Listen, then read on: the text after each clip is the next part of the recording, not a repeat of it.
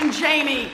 You're going to be out there in this fight. It's time. It's time. Thank you, Jamie. All right. So it is so good to see all of you. It's good to be back in Ames. This time I brought along family. Lots of family. Let's see. I've got son and daughter-in-law. Where are you? Hiding out somewhere else, not having to listen. There they are. There they are. Stand up. There's my son-in-law, Sushil, my daughter, Amelia, my granddaughter, Lavinia, grandson, Atticus. Woohoo! Yeah, no, my brothers are still back in Oklahoma. I can't move them. And my husband, Bruce, my sweetie. So usually what I do, just almost always, is that we do these events and then at the end I do selfie lines. Some of you may have heard, we've been in Washington for a while now. And I'm trying to get to as many places in Iowa as I can on this last Sunday before the caucuses. So I'm not going to be able to stay and do the selfie line, but I've got a substitute. Bailey is here. It's okay, he's cuter anyway. So he can't come in the building because it's not permitted. But Bailey's going to have his own photo line just outside the front door. And he's out there practicing right now. Smiles, tail wags, and anyone who likes to do belly rubs, Bailey's your guy. He's a good boy, good boy. I'm so glad you all are here. You know, I got into this race just a little over a year ago and started right here in Iowa. And in that time together, we have done an enormous number of town halls, of unfiltered questions, of short conversations and long conversations. You've stopped me on street corners and in park chances to be able to talk with each other. And I just want to say, Iowa, you guys are pushy. Now, I mean that in a good way. You ask hard questions. And you ask, when I say I've got a plan, you say, well, wait a minute. How's that plan going to work for my family? Or how does it work for my neighborhood or my community? Or have you thought about? Or here's an extra piece you might think about adding to it. You have come back over and over and over with good points, with thoughtful ideas, with great suggestions. And I just want to say thank you. You have made me a better candidate, and you will make me a better president. Thank you. Thank you.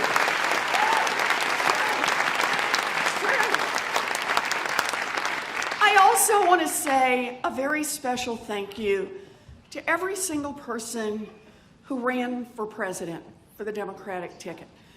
Some are still in, some are not, but every single one of them got in this because they wanted to serve their country. They wanted to make this a better nation. And I am grateful for their good ideas, for their energy, for their heart. And we need to give them a big round of applause.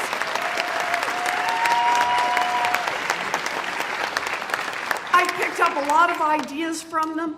I've picked up a lot of good advice, and I've picked up some really good staffers and some really good volunteers. But people who stay in the race, because that's what's critical. We may have had differences, we may still have differences in exactly the way to get there, but at the end of the day, all of us have exactly one job, and that is beat Donald Trump. Come together. That's why we're here. So, we're gonna come together as a party and make this happen. Yeah. I thought what I'd do is I'll tell you a little bit about myself, tell you a little bit about why I'm in this race, and then we'll just take as many questions as we've got time for. So I was born and raised in Oklahoma. I am what used to be called a late in life baby. My mother always just called me the surprise. I have three much older brothers. They're all retired. They're all back in Oklahoma. To this day, those three guys are referred to as the boys. That's to distinguish them from the surprise. When the boys and I were growing up, our daddy had a lot of different jobs. He sold paint, he sold fencing, he sold carpet, He sold housewares. Ultimately, our daddy ended up as a janitor. My mom worked a minimum wage job answering phones at Sears. Now, all three of my brothers, they didn't do college. They went off and joined the military. It was their chance to serve, and quite frankly, it was a path into America's middle class. Me, I have known what I wanted to be since 2nd grade. You laugh. I see you smile back there. You didn't decide till what, like 4th grade?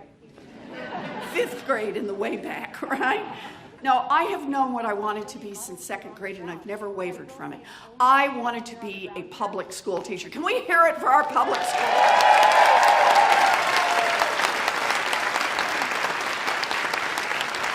Oh, and I invested early. I used to line my dollies up and teach school. I had a reputation for being tough but fair. It's all I ever talked about growing up. I'm going to be a teacher.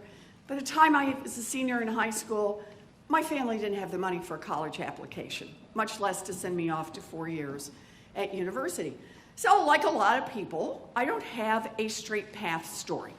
I got a story with a bunch of twists and turns. And here's how my story goes.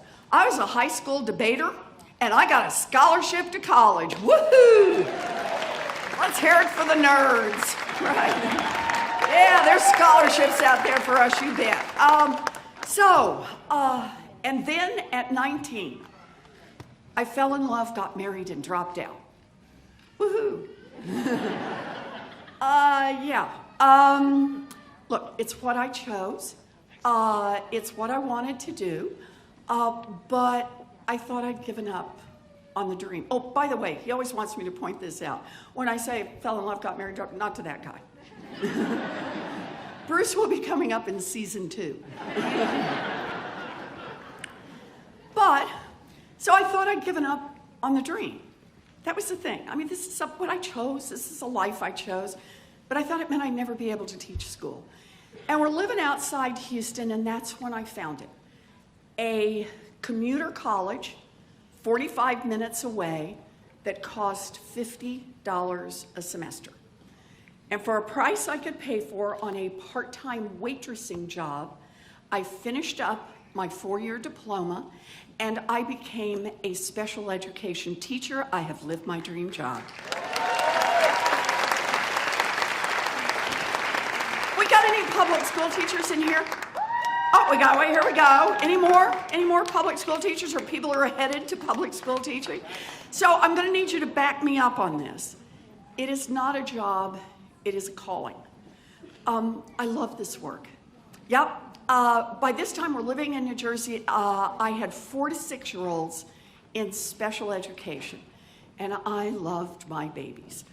I probably would still be doing that work today, but like I said, my story has a lot of twists and turns. And here's the next one. By the end of the first year, I was visibly pregnant. What principals did in those days. He wished me luck and hired someone else for the job. So, there I am. I'm at home, I got a little baby, I can't get a job, and I gotta do something. So I decide I will go to law school. And I found a state law school, cost $450 a semester, baby on hip, head off, do 3 years in law school, graduate visibly pregnant. You will discover a pattern to these stories. Passed the bar, took the bar, and practiced law for 45 minutes. And then went back to my first love, teaching. So I taught in law school. Other big changes in my life about this time. Husband number 1, hint, never good when you have to number your husbands. Husband number 1 and I separated, but I found Bruce and I've held on to him ever since. Season 2. My sweetie. So here I am. I'm teaching in law school. And I don't know if it's because of how I grew up or what, but it was always the money courses. I taught contract law and commercial law, secured transactions, payment systems, law of debtors and creditors, bankruptcy law, corporate finance, partnership finance, law and economics. If it was about money, count me in. But there was one central question that I always worked on all those years, and that was, what's happening to working families in America? Why is America's middle class being hollowed out?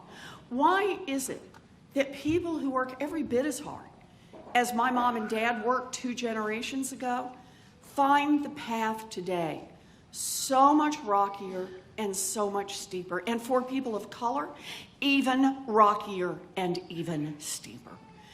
And the answer is about who our government in Washington works for. Think of it this way. Today, we have a government that works great for giant drug companies. It's just not working for people trying to get a prescription filled. It works great for people who want to make a little money investing in private detention centers down at our borders and private prison systems across our country. Just not for the people whose lives are destroyed by those places. It works great for giant oil companies that want to drill everywhere. It's just not working for the rest of us who see climate change bearing down upon us. And when you see a government that works great for those with money and is not working so great for everyone else, that is corruption, pure and simple, and we need to call it out for what it is. Corruption.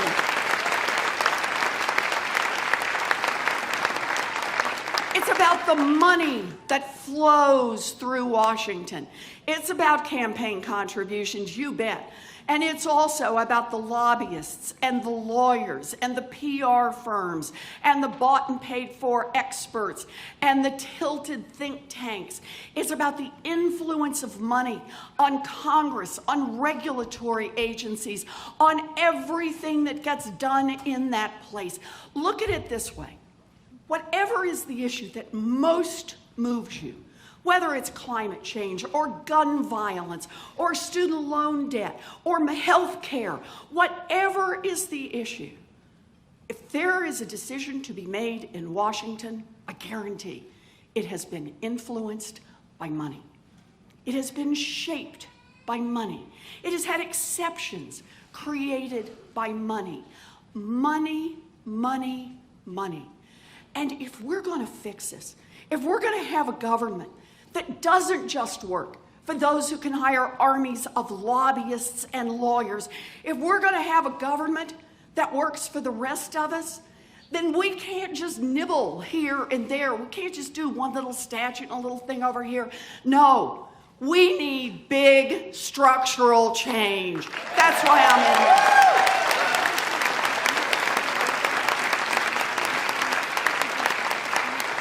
I'm here today because I believe in the America we can build together. I believe that we can build an America in which the most important thing in our democracy is people, not money. That's why I'm here.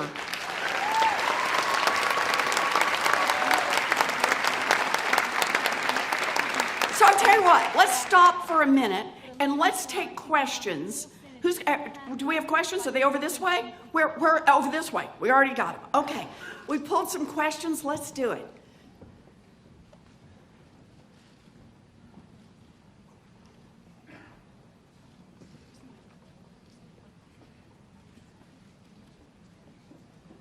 Okay. My son would like to know, since Bailey's such a good boy, what his favorite treats are. Ooh. So, Bailey's favorite treats, I'm trying to think for a sec here. I would say his #1 treat is cheese. He actually likes cheese enough, but here's something I want you to know about Bailey. He's a good boy and he's a big boy, but you know what he likes? He's not actually a foodie. Okay, what Bailey loves is he loves to be scratched behind his ears. He loves to be rubbed along his, and most of all, he loves when someone scratches him on his belly. So when you see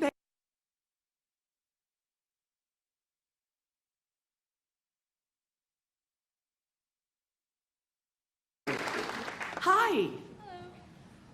Hello. Hi. Tell me your name. My name is Cecilia Alamein. It's nice to see you. Nice to see you too. Is Zoya? Is that right? Cecilia. Cecilia. I'm sorry, I Yes. just couldn't quite hear you over the mic. Yep. So my question is, recently I was in a perceived safe space here in Ames, and as soon as my political ideology was discovered by those around me, it was kind of like the floodgates opened, and everyone was attacking me, and it kind of just, it really ruins your self-esteem and things like that. And so my question is, what is your plan to help unite this country again and to ease those tensions between the parties? So it's a great question, Cecilia, and I appreciate your asking.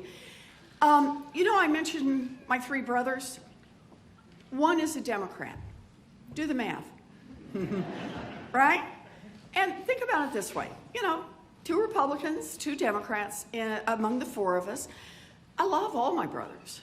Now, we can do our Democrat-Republican talking points, and we can do them at higher and higher volume. But what I like to talk about with my brothers are just to kind of shake the table a little bit and talk about Amazon. Not the part about getting your coffee maker delivered on time and whether they did and what are you going to do with the boxes and so on. But the part about how Amazon made $10 billion in profits last year, anyone remember how much they paid in taxes? 0. And Amazon is not an exception.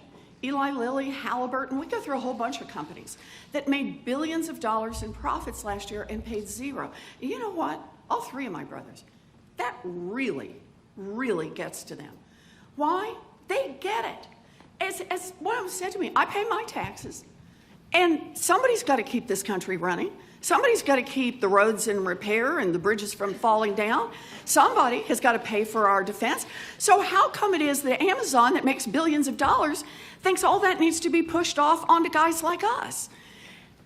I start there because it's the same kind of point that Jamie made. The way we should be thinking about what's broken in this country is we should be thinking about a democracy that's working great for those who hire armies of lobbyists and lawyers. How do you think Amazon gets away with paying nothing?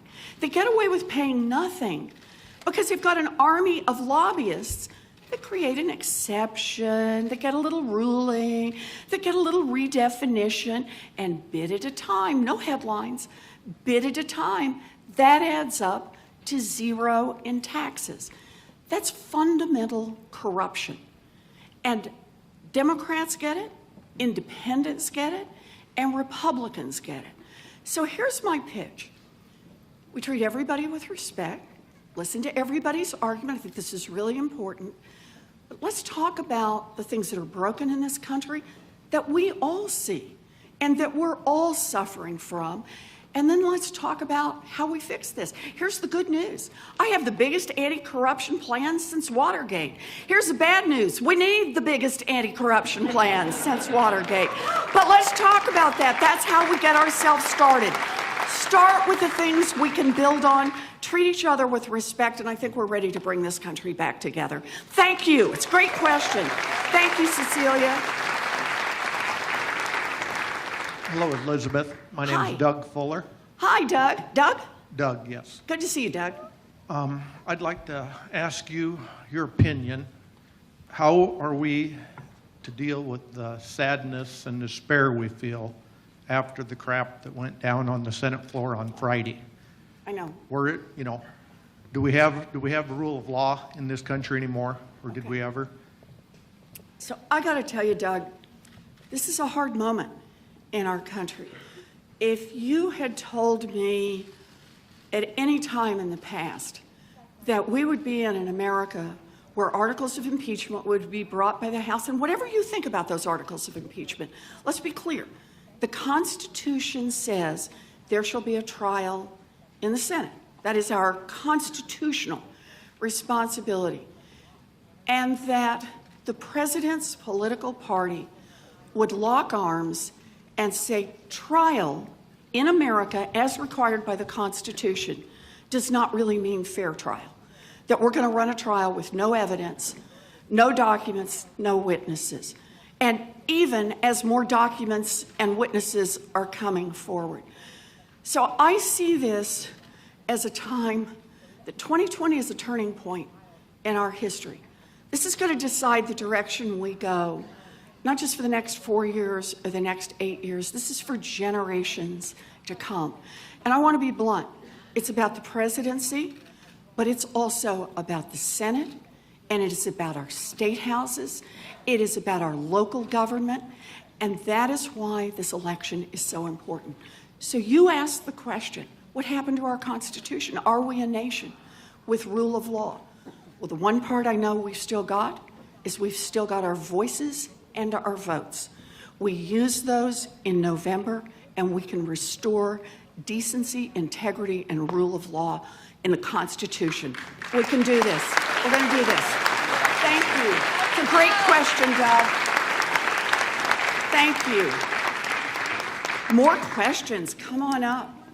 Okay. Is it, I can lend you mine if it's not. Yeah, sure. I'm not going to say anything while you do. Hello. Okay. Is there anyone that would like to get a ticket to ask a question? If you haven't already? No? Okay, All right. Okay. All right. We're going to pull 4 more questions.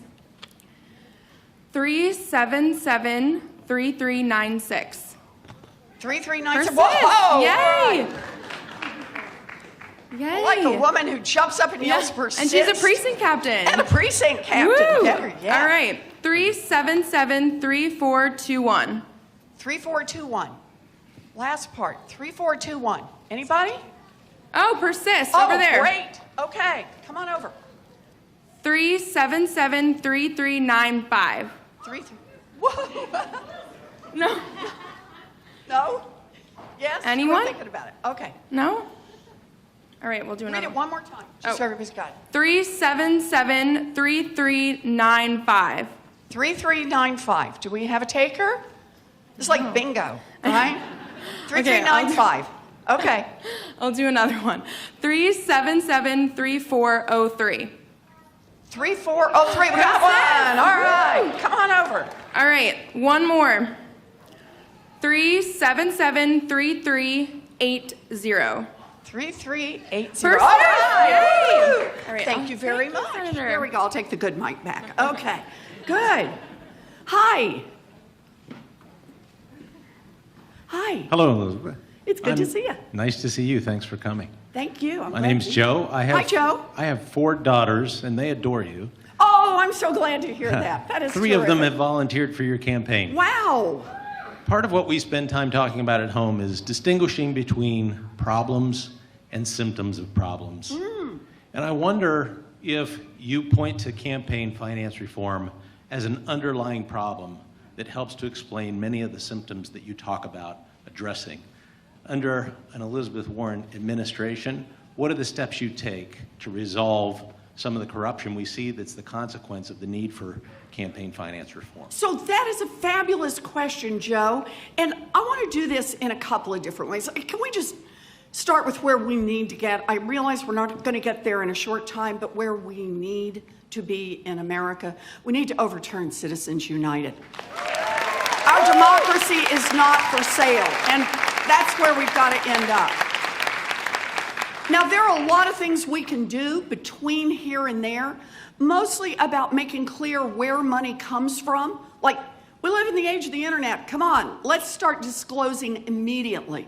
We should also be going after these groups that are used as shells to hide million-dollar and multi-million-dollar corporations. We can do that even under Citizens United. We got a lot of tools that we can use. And I've got a bunch of them on my website. I just mentioned a couple to try to reduce the influence of money. But I want to make a bigger point if I can. The problem of money in Washington is absolutely about campaign finance. You bet it is. But it is about so much more. There are so many ways that rich people and giant corporations have figured out to invest in Washington in order to get the rules tilted in their favor. And they're reaping those benefits over and over and over. So I'm all in on campaign finance reform, but I'm in a second place too, and that is this anti-corruption plan I have. Let me just give you some highlights from it, because it's got a lot of pieces, because money's felt in a lot of ways. End lobbying as we know it. Block the revolving door between Wall Street and Washington. Enough. Here's one you may never have thought about. Make the United States Supreme Court follow basic rules of ethics on conflicts of interest.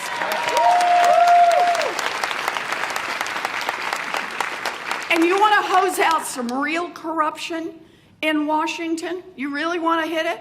How about this one? Anyone who wants to run for federal office has to put their tax returns online.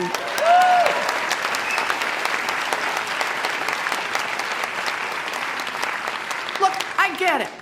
We won't completely eradicate the influence of money in Washington, but we've played on our back foot for 40 years.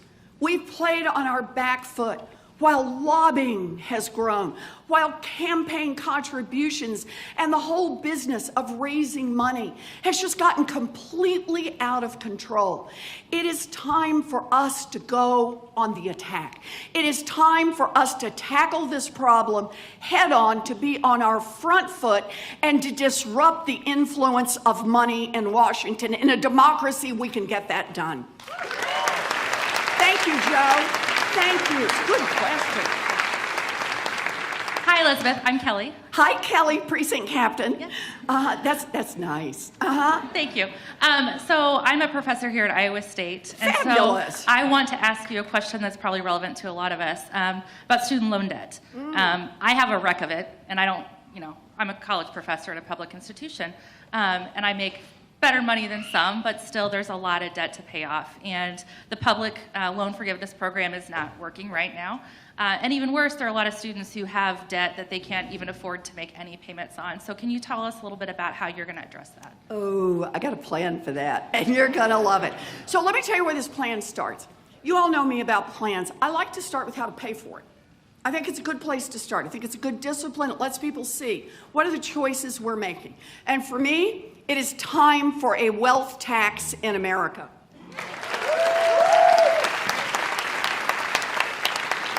So for any of you who haven't heard about it, here's how it works. This is a tax, a 2-cent tax, on fortunes above $50 million. In other words, your first $50 million is free and clear. Guy in the back is going, woman is not as unreasonable as I thought, right? Ready to go. First $50 million is free and clear, but your 50 millionth and first dollar, you got to pitch in 2 cents. And 2 cents on every dollar after that, you hit $1 billion, you pitch in a little bit more, right? That's the basic idea. By the way, anybody in here own a home or grew up in a family that owned a home? You paid a wealth tax forever. It's just called a property tax. And all I'm saying that's different for people who have these giant fortunes is their property tax, in addition to including the real estate, also should include the stock portfolio, the diamonds, the Rembrandt, and the yacht. That's the basic idea. Now, you may have heard there are some billionaires who don't like this. Some have gone on TV and cried. It was so sad. Others have run for president. Yes, thought it would be cheaper than paying a wealth tax. Okay. But their argument is, I worked hard, I succeeded. I got out there, I had a great idea, and I succeeded. And you shouldn't tax that. And my view is, you succeeded, good for you. Great. I'm all in favor of that. You succeed, that is fabulous. But understand this. You built a great fortune here in America. You built it, at least in part, using workers all of us help pay to educate. You built it, at least in part, getting your goods to market on roads and bridges all of us help pay to build. You built it, at least in part, protected by police and firefighters all of us help pay the salaries for. And we're glad to do it. We're Americans. We want to invest in opportunity. But what we're saying is when you make it big, I mean really big, I mean top 1/10 of 1% big, Pitch in 2 cents so everybody else gets a chance to make it. Yeah.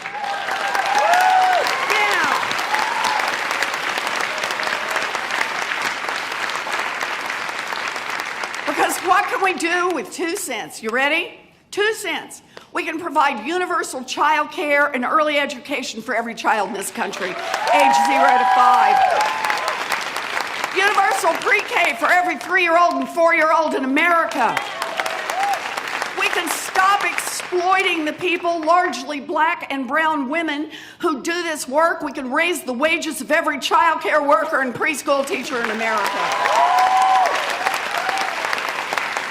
We can put $800 billion new federal dollars into our public schools. Quadruple the funding for Title I schools. And for a special ed teacher, some of you will get this one. We can fully fund IDEA. Every child with a disability will have full funding for his or her education. Yes. We can make technical school, 2-year college, 4-year college. Yes, Iowa State, I am looking at you. Tuition free.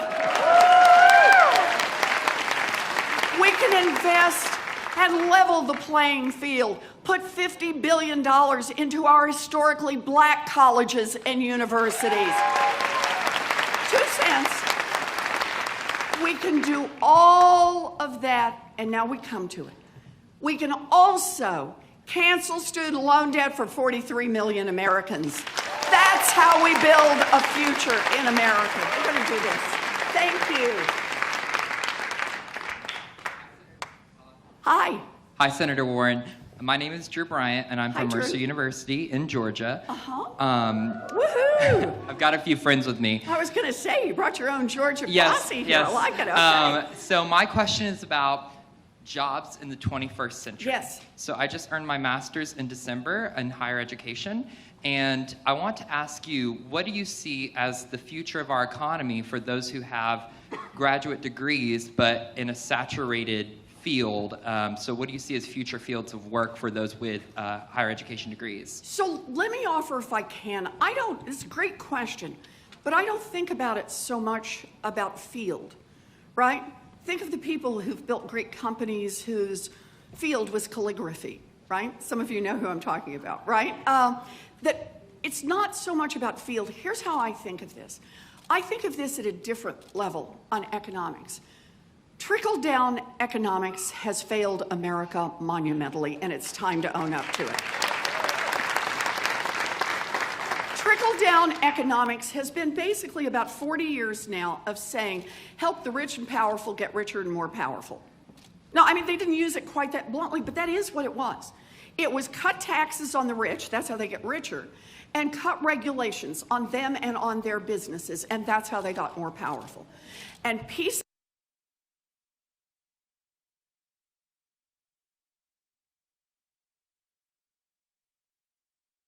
But the share of new income that is produced in this economy just keeps flattening out. So that now we live in America since 1980, where the top 10% have gotten 99.6% of all new income growth in this country. Think about that. The 90% has gotten less than 0.5%. And the reason is because that's how the economy has been designed. It has this impact on jobs. And one of the ways it has an impact on jobs is corporations have fundamentally changed their position.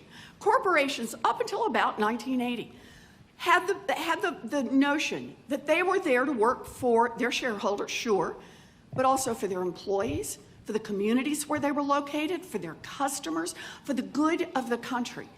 They shifted over and said, nope, the only reason we're here now is for profits. And I want you to think about what that means. It means they have no loyalty to America. It means that if they can save a nickel by shipping a job overseas, they'll do it. It means that if environmental regulations are too tough here in the United States, shoot, they'll just have the same product made in another country that has weaker environmental regulations, and then they'll ship that product back and sell it here in the United States. That's what's taking the legs out from underneath our economy. We have to change this. We need a different approach to our economy. So let me just go back where I was a minute ago. That 2% wealth tax, understand this, the 99% in America last year paid about 7.2% of your total wealth in taxes. That was the total tax burden. That top 0.1%, they paid 3.2%, less than half. Think about that, less than half. It's not fair, it's corruption. They're growing those fortunes at what, 6%, 8%, 10% a year. We take 2% from there and invest in an entire generation, and our whole economy starts to look different. I'll just pick one, childcare. Why should you care about universal childcare if you don't have children, or even grandchildren, or even like kids, right? I'll tell you why you should care. Because universal childcare will build a stronger American economy for you. It will build a stronger economy right here in Ames. And here's how it works. Universal childcare means mamas and daddies can finish their education. Better educated workforce, more things we can do, more productivity. It also means they can take jobs. Instead of staying home because childcare is too dang expensive, they get out and go to work. That's more productivity in our economy. And because they don't have to pay for childcare, that's money in their pockets. And money in their pockets means they can buy more pizzas, they can buy cars, they can move out of mom's house, they can save for a home. They put that money back into the economy. In fact, one more, they can start their own businesses. People with student loan debt right now in America, they're being held back. And in turn, it is holding back our whole economy. So here's how I see the answer to your question. We make a mistake if we try to focus on one part. There are going to be a lot of changes in this economy over this century, over the 21st century. What we need is the right overall approach. We need to dump trickle-down economics, and we need to be a country that is building an economy from the grassroots up, and that's why I'm here. Thank you. Thank you. Thank you. Yes, good. Hi, Elizabeth. My name is Hannah. Hi, Hannah. My question to you is, with so many people running for the Democratic nominee, what do you think sets you apart from the others to do the best job as president? Oh, that's a good question. How about we start with this? I know how to fight and I know how to win.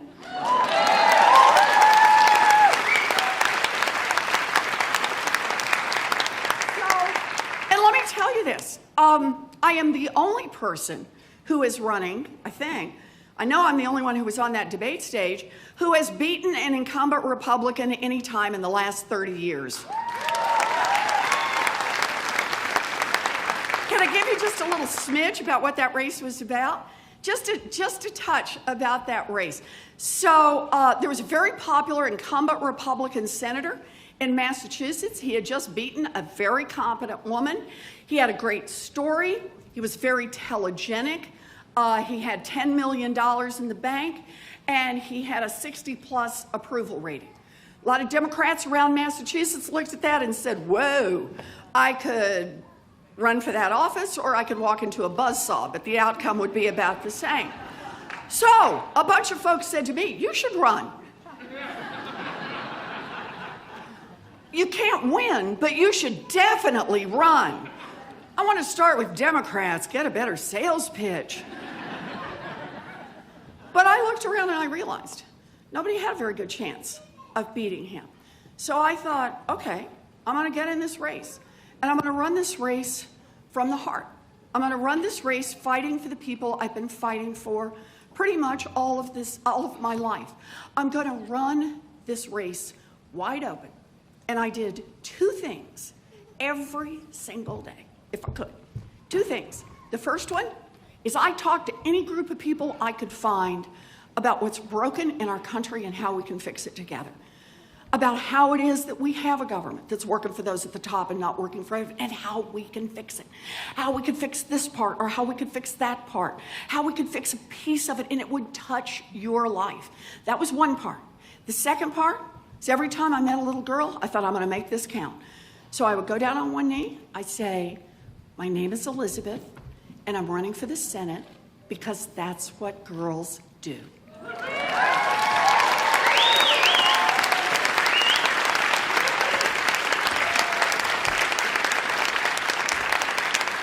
And you know what? I started out down 19 points on election day. There were still folks saying, can she pull this off or not? Massachusetts never elected a woman to the Senate as governor. Is she going to be able to do this? I beat him by 7.5 points.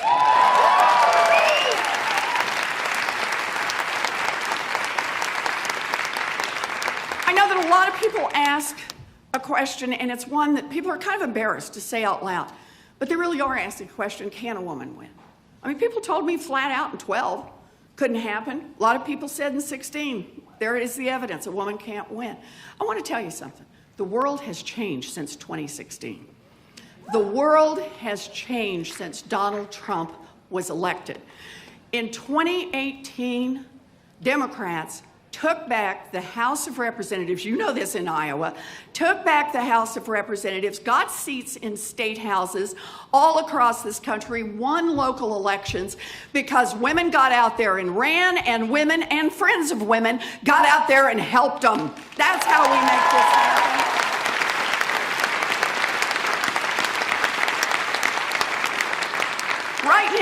Right now, across America, in competitive races, women are outperforming men. So here's how I see this. Our number one job is to beat Donald Trump. Women win. Let's get this done. All right, Senator, this will be our last question of the Last afternoon. question. Make it a good one. My name is David. Hi, David. Hi. Glad you're here. Me too. Yeah. So my question's a foreign policy question. I'm interested in knowing your thoughts on the president's peace plan in Israel and for Palestine and Israel, and how yours might differ. I'm sorry, when you only have one party at the negotiating table, what comes out of that is not a peace plan. It takes both sides.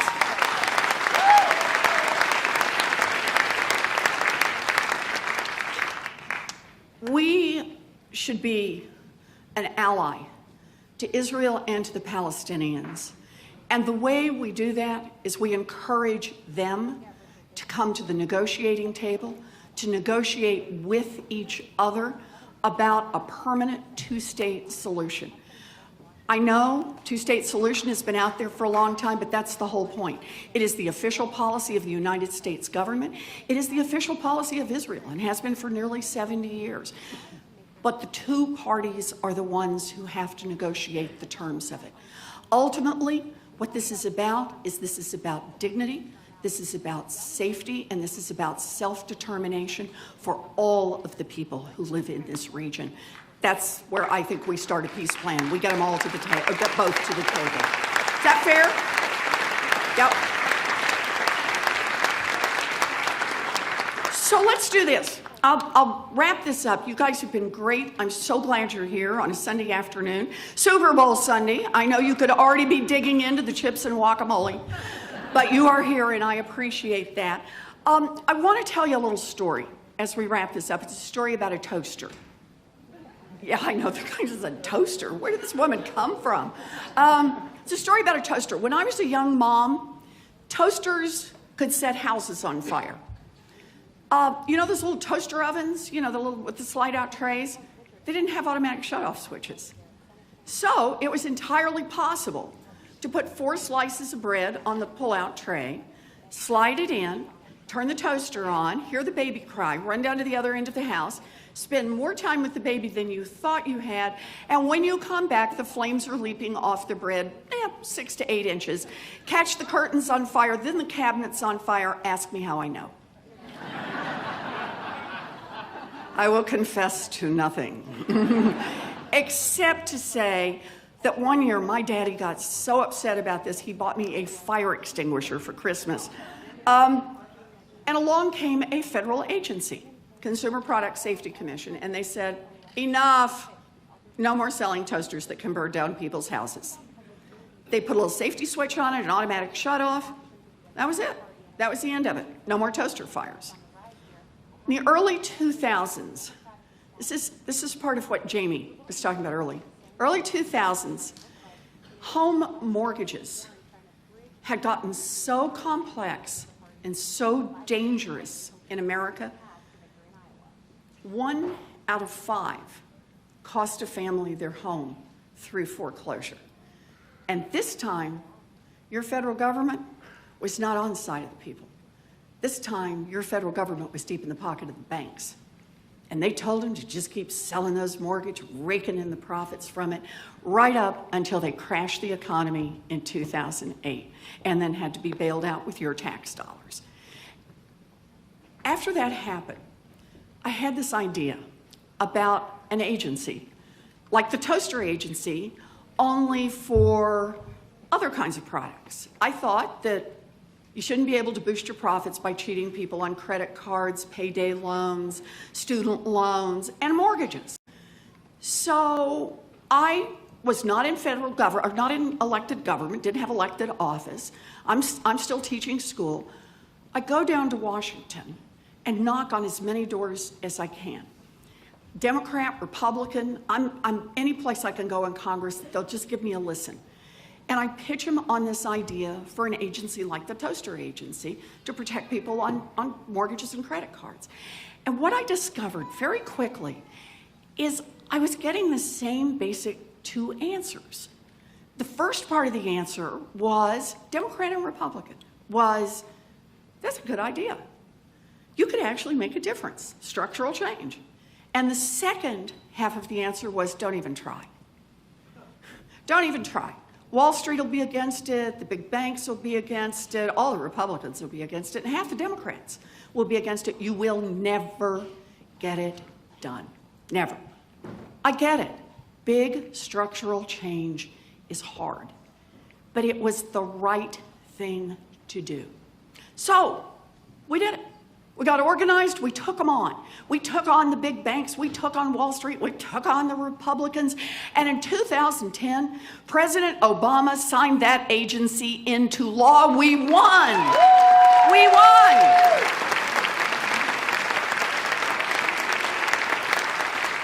We won, and it matters. That little agency has already forced the banks to return more than $12 billion directly to people they cheated. Think about that.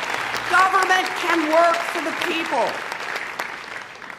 But now, it's been 3 years with Donald Trump as president. 3 years. And a lot of people out there are afraid. Afraid for their families, afraid for their neighbors, afraid for little children locked down in detention centers at our border, afraid for children in lockdowns in public schools right here in town, afraid for women, for people of color, for LGBTQ people, for trans people, all of whose rights are up for grabs in this Supreme Court, afraid for our nation, afraid for our planet. And the danger is real. Our democracy hangs in the balance. And at this moment, you will decide here in Iowa, what do we do? Do we pull back? Do we cower? Do we take the timid approach? Or do we fight back? Me, I am in this to fight back. That's why I'm here. We fight back. Fighting back is an act of patriotism.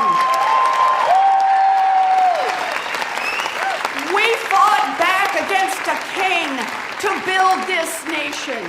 We fought back against the scourge of slavery to save our union. We fought back against a Great Depression to rebuild our economy.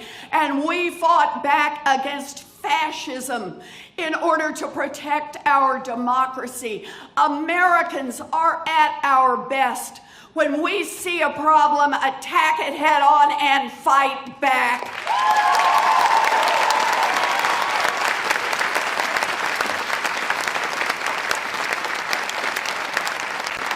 This country faces big problems, and this is no time for small solutions. This is no time to nibble around the edges of what's broken in this country. This is the time for Americans to unite and to take back our democracy and make it work for the people.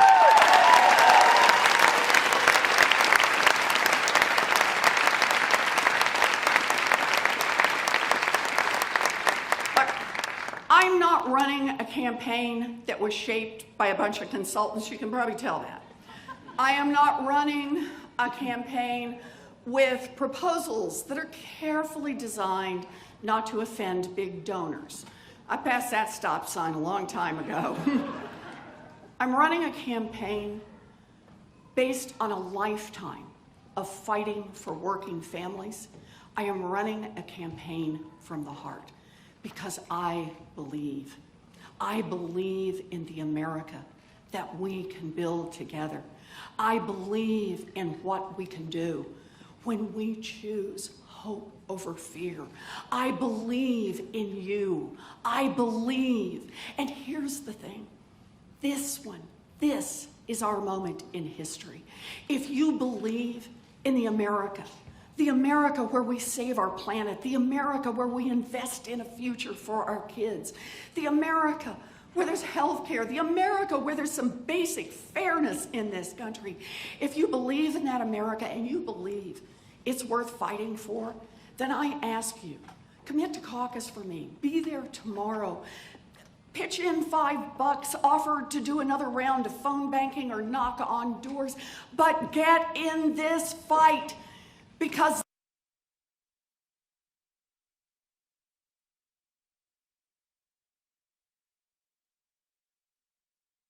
that we are called to. This is the moment to dream big, fight hard, and win.